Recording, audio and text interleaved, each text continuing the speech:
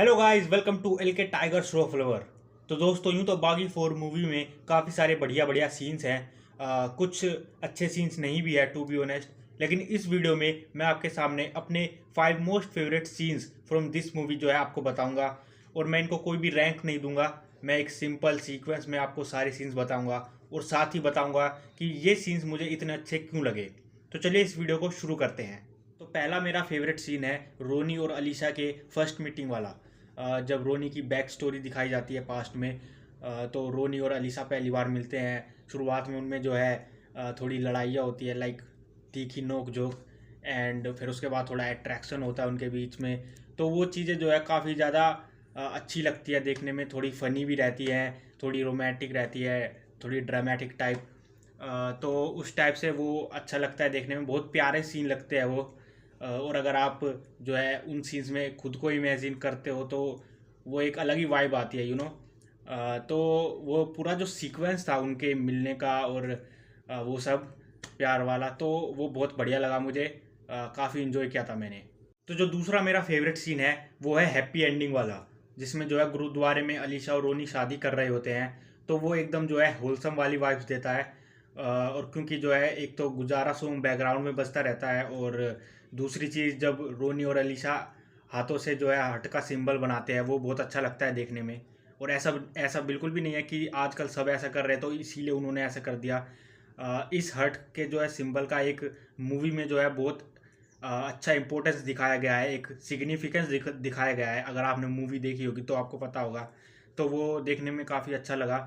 और अगर आप फ्लैशबैक में जाओगे, तो जब अलीशा पहली बार जो है गुरुद्वारे में आती है, वो किसी दूसरे कपल में जो है खुद को इमेजिन करती है।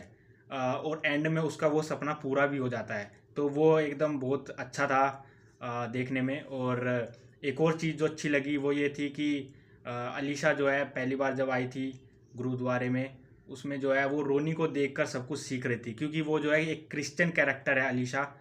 तो वो रोनी को देखकर सीखती है कि कैसे मत्था टेका जाता है और बाकी चीज़ें। तो वो बहुत अच्छा लगा। और अजीब चीज़ ये भी थी कि जो हरनाथ संधू एक्ट्रेस है जिन्होंने अलीशा का किरदार प्ले किया है, वो असल में पंजाबी है। और मूवी में वो किसी और को देखकर जो है ये रीति रिवाज सब सीखती है। तो वो एकदम सोचने में थोड़ा और अच्छा लगता है देखने में। तो ये मेरा दूसरा फेवरेट सीन था। तो तीसरा सीन है जहाँ पर रोनी जो है अलीशा की सिस्टर कैथरीन को प्रोटेक्ट करता है। अब क्योंकि जो सौरभ शुक्ला का जो कैरेक्टर है, आई थिंक उनका कुछ पोलो या पाउलो ऐसा करके कुछ नाम है। तो वो जो है कैथरीन को टारगेट करने की कोशिश करता है, उसको मारने की कोशिश करता है। अब क्योंकि जो पोलो है वो पहले ही जो है रोनी के भाई जीतू को जो है मार चुका होता है। हालांकि वहाँ पर रोनी पहले होता है, लेकिन वो पूरी कोशिश करता है, उसको नहीं बचा पाता है, क्योंकि एक तो पोलो खुद बहुत खतरनाक लगता है और उसके साथ में उसके पूरी एक गैंग होती है। तो सेम तरीके से जो है वो कैथरीन को भी टारगेट करता है। उसके पास कुछ बांसुरी टाइप का हथियार होता है जिससे वो बजाता भी है पहले, और बाद में उसमें से कुछ कांटा टाइप निकलता है, तो जिसमें शायद में भी जहर होता होगा। तो उस तरीके से उसने जीतू को मारा था। तो ऐसे ही वो सेम तरीके से जो है कैथरीन पर वो कांटा फेंकता है। और पर्सनली जब मैंने ये सीन थिएटर में देखा था, मुझे लगा था कि भाई कैथरीन का भी खेल ख़त्म है यहाँ पर। लेकिन भाई रोनी जो है उसको कांटे को ऐसे पकड़ लेता है हवा में ही। वो सीन देखकर मज़ा आ जाता है भाई। एकदम इतनी तेज़ी से आ रहा है वो चीज़, और उसको उंगलियों से पकड़ लेता है। क्या रिफ्लेक्सेस है, क्या एक्यूरेसी है भाई।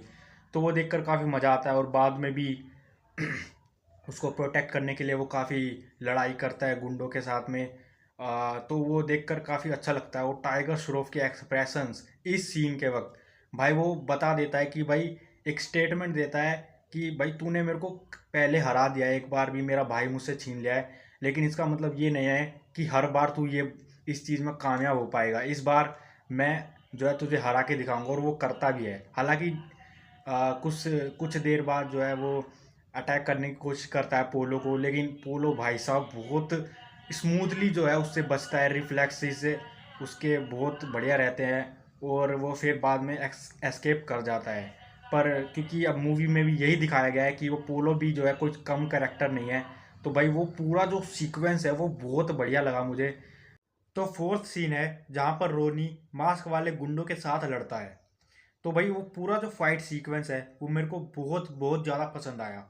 तो देखिए पहली बात तो ये कि ऐसा बिल्कुल भी नहीं था कि टाइगर श्रॉफ एक्शन कर रहे हैं तो वो अपना पूरा फोकस एक्शन पे डाल देंगे। नहीं, उन्होंने जो है पूरे सीक्वेंस के वक्त अपना कैरेक्टर नहीं छोड़ा, और ये चीज़ आपको पता लगेगी उनके फेशियल एक्सप्रेशन से। तो देखिए पहली चीज़ तो ये, जब शुरुआत हुई थी उस सीक्वेंस की तो वो थोड़े कन्फ्यूज़न में थे कि भाई साहब ये क्या हो रहा है, ये क्यों हो रहा है, ये सच में हो भी रहा है कि नहीं हो रहा है, या ये कौन करा रहा है। तो वो उनको कुछ समझ नहीं आ रहा था। वो फिर भी जो है उन सब के साथ में लड़ाई कर रहे थे, और बहुत स्मूथली जो है सबको वो मार भी रहे थे। अब क्योंकि उस कैरेक्टर में एबिलिटी है इस लेवल की, या पावर है इस टाइप की, तो वो सब देखने में बहुत अच्छा लगा। और भाई जब उस टाइगर श्रॉफ ने जो है अपनी गर्दन पे ऐसे करके हाथ मारा और जो लुक दिया, भाई this is the tiger Shroff you have never seen before. और एक और सीन होता है जब वो खिड़की में से झांकते हैं उन गुंडों की तरफ, मास्क वाले गुंडों की तरफ कमरे के अंदर, भाई that is top level, top notch scene. और जो पूरे सीक्वेंस में जो मैं एक्सप्रेशंस की बात कर रहा हूँ वो मेनली जो है दो चीज़ों को सिग्निफाई करते हैं। पहली चीज़ तो ये कि जो कैरेक्टर है वो नॉर्मल नहीं है बिल्कुल भी, क्योंकि उनके साथ बहुत कुछ घटित हो चुका है पहले भी, या अभी भी जो हो रहा है वो उनको उतना कुछ पल्ले नहीं पड़ रहा है, तो उस टाइप का था। और दूसरी चीज़ जो इससे पता चली, भाई वो किस लेवल का ब्रूटल है उनके एक्सप्रेशन से, कि भाई वो अपना बदला लेने के लिए या अपना मकसद पूरा करने के लिए भाई वो किसी भी हद तक जाएगा। और क्योंकि वो सीक्वेंस भी इतना वॉयलेंट था तो भाई वो सब पता चलता है उनके एक्सप्रेशन से या फाइट सीक्वेंस से। तो ये इन दो चीज़ों ने मेरे को बहुत ही ज़्यादा जो है इम्प्रेस कर दिया टाइगर श्रॉफ की। और इस फाइट के बाद भी जो है एक ट्विस्ट रिवील होता है स्टोरी के अंदर, तो वो देखकर बहुत ही मज़ा आता है। तो ये जो पूरा सीक्वेंस है ये भाई बाप लेवल सीक्वेंस लगा मेरे को, बहुत मज़ा आया इसे देखकर। चलिए अगर मैं बात करूँ इसके फिफ्थ सीन की, तो ये सीन जो है मेरा पर्सनली सबसे ज़्यादा फेवरेट सीन रहा पूरी मूवी का। हालांकि ये सीन कोई बहुत बड़ा भी नहीं है, आधे से 1 मिनट का होगा। तो इसमें जो है टाइगर श्रॉफ अपनी इमोशनल साइड दिखाते हैं। तो इस सीन में क्या होता है कि रोनी के अकॉर्डिंग अलीशा मर चुकी होती है। अब वो वहाँ पर उसकी कब्र के पास जाता है और वहाँ पर रोने लगता है। तो भाई ये सीन जो है पूरा यार दिल को छू जाता है कसम से। तो अगर मैं इसके बारे में ब्रीफली चर्चा करूँ तो इसमें क्या होता है कि जो रोनी है वो फूल लेकर जाता है, अलीशा की ग्रेव के पास रखता है, वहाँ बैठता है, फिर उसको चूमता है ग्रेव को, और फिर जो है अलीशा की कुछ ब्यूटीफुल मेमोरीज़ को याद करता है। और वो मेमोरीज जो है स्क्रीन पर चल रही होती हैं, और फिर उनके चेहरे पे जो है एक हल्की सी स्माइल आती है। और फिर थोड़ी देर बाद वो रियलाइज़ करते हैं कि अलीशा तो अब उनके साथ में नहीं रही। फिर वो जो स्माइल है वो रोने में बदल जाती है, आंसुओं में बदल जाती है। और ये जो पूरा स्क्रीन प्ले है, जो पूरा सीन है, इसके साथ में जो है मरजाना सॉन्ग बैकग्राउंड में बजता है, बी प्राक का वॉइस है वो। भाई ये जो कॉम्बिनेशन है ना, this is a killing combination, and I am seriously telling you this is one of the finest performance of tiger Shroff. तो भाई पूरा सीन ज़बरदस्त रहता है, मज़ा आ जाता है। तो गाइज ये थे मेरे कुछ मोस्ट फेवरेट सीन्स और सीक्वेंसेस फ्रॉम बागी 4 मूवी। और ये सीन्स जो है मैं आपके साथ में डिस्कस करने के लिए काफ़ी लंबे टाइम से डेस्परेटली वेट कर रहा था। तो अगर आपके भी कुछ इसी टाइप से फेवरेट सीन है बागी 4 मूवी के, तो प्लीज़ कमेंट बॉक्स में ज़रूर बताएं। तो फिलहाल आज की वीडियो में इतना ही, मिलते हैं नेक्स्ट वीडियो में। Thank you.